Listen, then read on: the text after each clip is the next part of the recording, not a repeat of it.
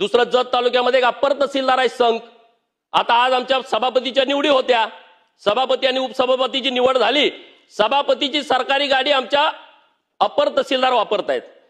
कालपासून BDO phone करतोय, madam गाडी आणून द्या, मॅडम गाडी आणून द्या. मॅडम म्हणतात माझ्याकडे गाडी नाही. मग मी कशाने फिरणार? राज्यामध्ये जेवढी अप्पर तहसीलदार झाली त्यांना गाडीच दिली नाही. मी बावनकुळे साहेब आणि मुख्यमंत्री महोदयांना विनंती करतो की आमच्या जिल्हाधिकाऱ्यांनी प्रस्ताव पाठवलाय. सांगली जिल्ह्यामध्ये 3 अप्पर तहसीलदार कार्यालय आहेत, एक आष्टा वाळवा तालुक्यातलं, एक प्रॉपर सांगली आणि एक माझं संघ. यांना तेवढी गाडी द्या हो. हे कशाने फिरणार ही लोक? एकदम बॉर्डरवरचा भाग आहे. कन्नड भाषिक 70% लोक आहेत माझ्या मतदारसंघामध्ये. 3 जिल्हा परिषद गटात फक्त मराठी लोक बोलतात. बाकीच्या 6 जिल्हा परिषद गट आणि जत शहरामध्ये सगळी लोक कन्नड बोलतात. काही काही लोकांना मराठी कळत पण नाही.